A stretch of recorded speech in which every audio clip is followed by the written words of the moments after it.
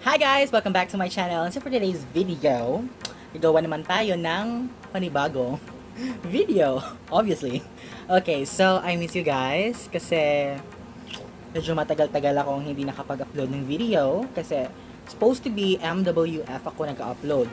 And then, dahil may online class na and MWF yung schedule, is parang medyo ano siya, So, pinalitan ko ng TTHS, Tuesday, Thursday, Saturday, or whatever.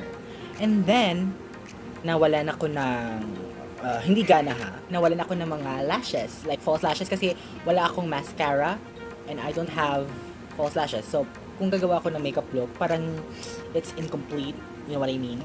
Okay, so ngayon, dumating na yung order ko sa Shopee. Sabihin mo salamat Shopee. Charot. Okay.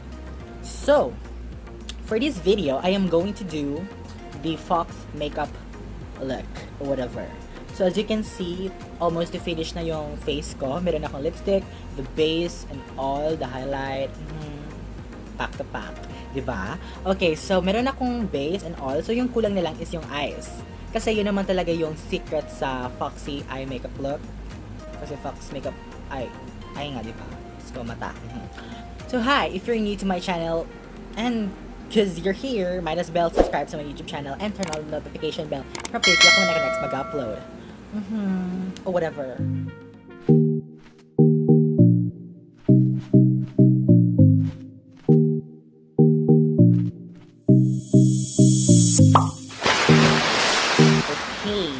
Okay. So, gagawa tayo ng Foxy eye makeup look.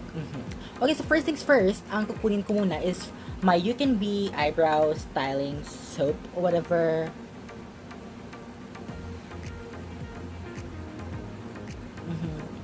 Okay, so I have here my brow soap and I'm just going to wet my spoolie because kaya siya tinawag na soap kasi it needs water to activate, diba? Okay, so ang secret ng eyebrow sa Foxy eye makeup look is dapat yung eyebrow mo is hindi siya may very super arch, you know what I mean? Like yung may pag-ganun. Kasi yung goal natin is dapat lifted yung mga bagay-bagay, especially your eyebrows. Kasi your eyebrows is the frame of your face. So dapat yung frame, yung dapat lifted para everything will follow. Do I make sense? Okay, so ito na, I am making my eyebrows lifted with the You Can Be, baka naman, charot. Kita mo yun? Kita mo yung difference? Like, girl, she's straight or whatever. Kahit ako hindi.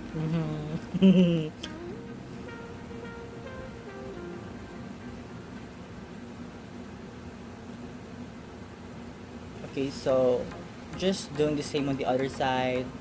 Don't mind me, just grab your coffee and chill.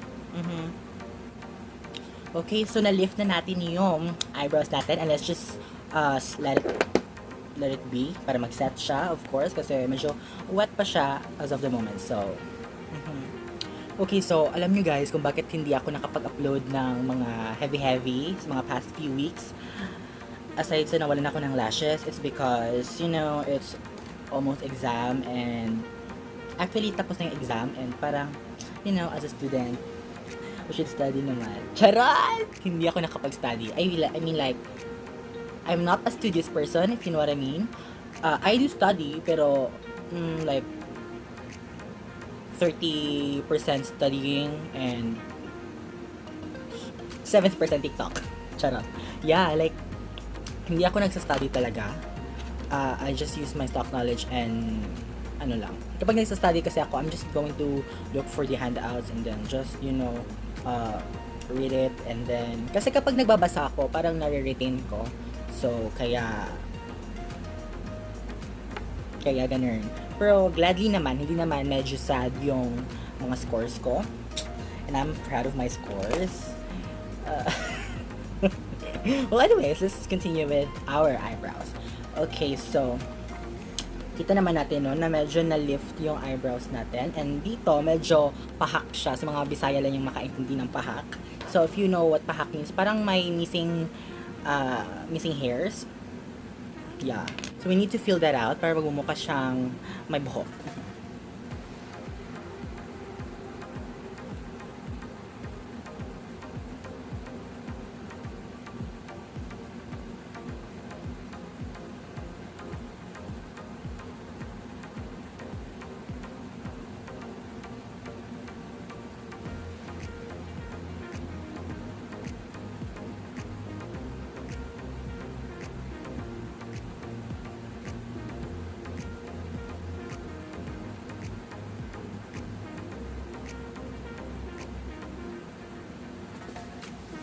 And okay, yeah. Okay, yeah. Okay, so we're done with our eyebrows. It looks like a Miss Katrina Gray eyebrows. Just kidding. Okay, so let's move on with our eyeshadow. Okay, so I have here my Acro Squad palette. So, the dogs. Who let the dogs out? Who? Okay na ba? Wait lang guys, kasi yung mga aso. Shh! Okay. Okay, so I'm just going to use my Acro Squad palette or whatever. Kasi marami siyang colors and mostly is neutral colors. So I'm just going to play with this palette and, you know.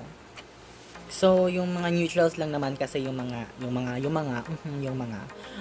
neutral colors lang naman yung gagamitin natin for the Foxy eye look. Okay, so to begin with, I'm not going to put something na para matapos na to. Charot. Okay, so I am just going to get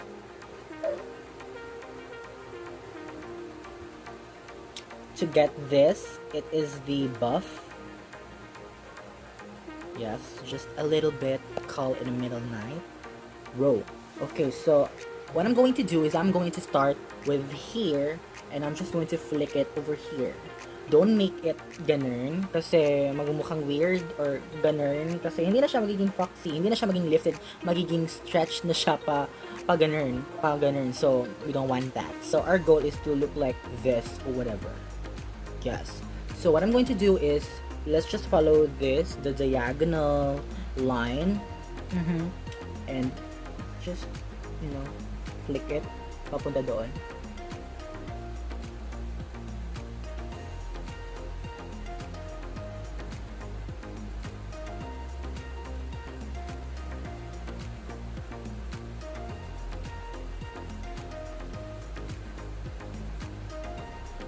Okay, so while papunta doon, let's just going to blend it, papasok dito lang ha, not all over the lid, just sa baba.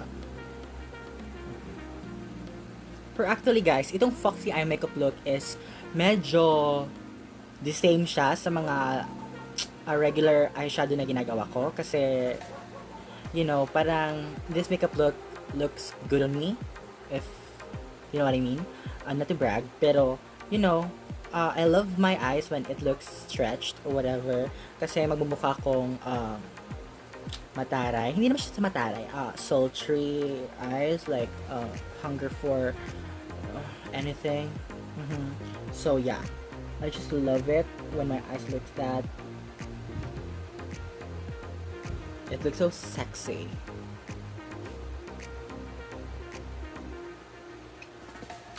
Yes. I'm just going to do the same on the other side.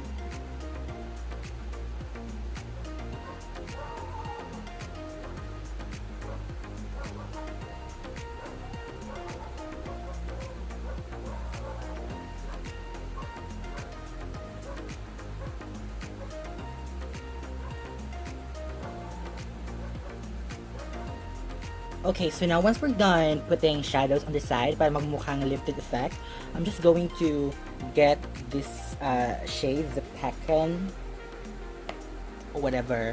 So I'm just going to put it here sa baba.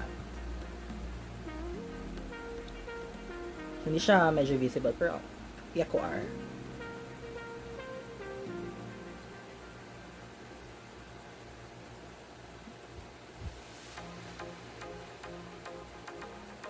Okay, so next thing is I'm just going to go back with the buff and just to extend the, the shadow on my inner corner of my eyes in here. Just a little bit, not all over the lid kasi all over the lid magmumukha na siyang ewan, So para magmumukhang deep yung eyes natin and sexy, I'm just going to put something over here.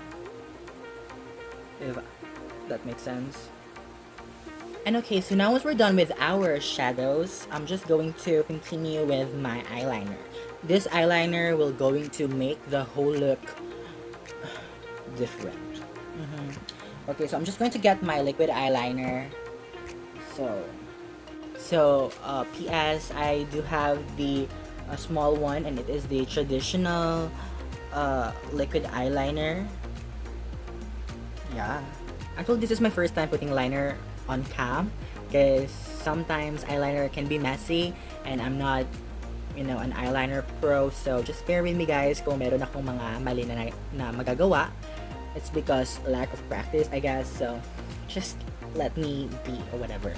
Okay, so, yung ginagawa ko kapag gumagawa ko ng eyeliner is I am just, because I am familiar with my face na. So, I'm just going to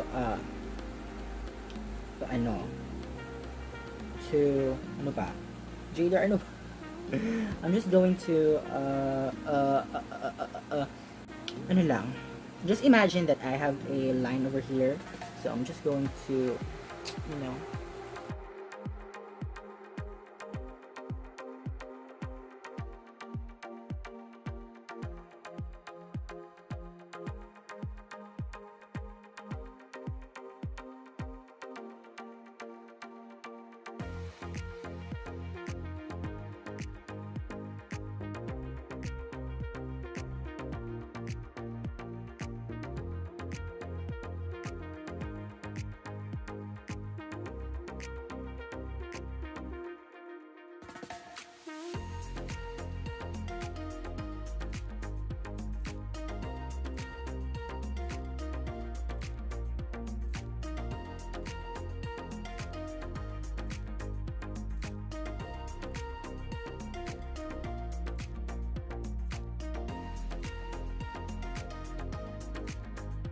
So now I am done with my eyeliner. So medyo hindi to even. So just bear with me. Let's just work on with the lashes later. So PS, hindi lahat ng winged liner is babagay sa eye shape mo. It may be my winged liner is hindi babagay sa eye shape mo, and yung winged liner para sa eye shape mo is hindi babagay din sa akin. So medyo hindi siya even. So just wag niyo napansinin. Okay, so I'm going to put some lashes on. Let me address this issue. Yung si ate girl na issue tungkol sa kanyang tattoo. Like, it's very racist daw for Koreans, I guess. Like, boy, huwag kayong makialam ha kung kung hindi kayo kasali sa issue. Issue ni ate girl yun. So, lang.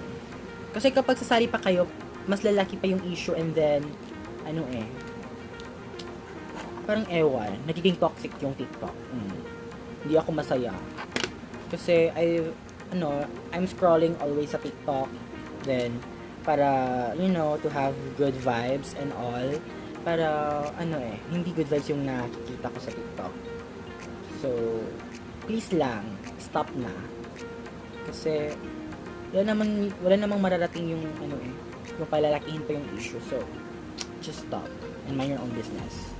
Ganun. Just going to make the glue tacky para paglagay, bongga, diba?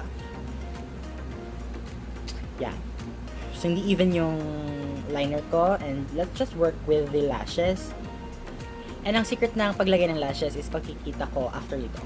Okay, so ang secret ng paglagay ng lashes para magiging foxy yung eye look nyo is hindi anong S? My God, Darr.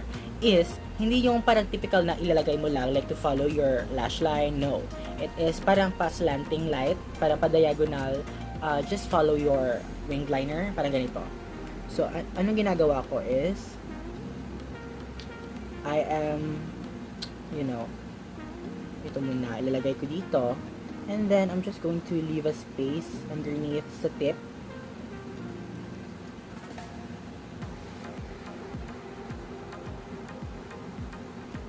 Yun.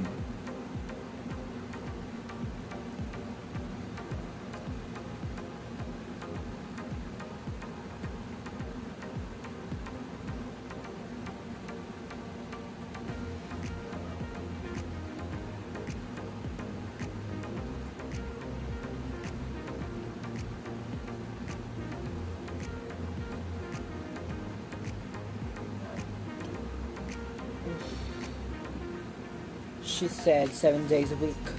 Na na na na. With as with and never rap. Yes. So I'm just going to put the other one off cam and be right back for the final result, and then with a bit montage just to showcase the whole look for today's video. She's a Mona Lisa. Everyone's lining up to see her. She's a Mona Lisa. Everyone's lining up to see her. There must be something about her features. You'll find her beauty goes much deeper once you get to meet her. So guys, this is the final look. This is the Foxy eye makeup look na medyo na trending siya dahil Gigi Hadid, yes girl. So after making this video, parang I kind of wish that green yung eyes ko, because you know, green eyes is a vibe, if you know what I mean. Like, girl, diba? Parang magiging extra yung beauty mo kapag colored eyes ka. Kasi, you know, parang I'm done with having, you know, the regular one. I just need the colored eyes. Yeah. And so, this is the final look, guys, and I do hope you like this video, and medyo nakatulong to sa paggawa ng Foxy eye makeup look. Yes. So, I know it is not that perfect, but at least I tried ba? Because perfection is boring. Yan yung mga linya ng mga hindi perfect. Charot. Okay guys, so this is the end of my makeup look, and if you do love this video, don't forget to like this video, share, and comment guys kung gusto niyo pagawa for me sa sunod na video. It could be challenges, it could be anything basta video. And because you're here, might as well subscribe to my YouTube channel and click the notification bell for updates before next mag-upload.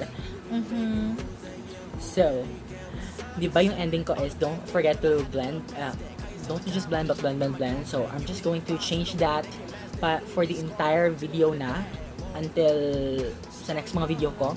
So I'm going to say being beautiful is a choice. Bye!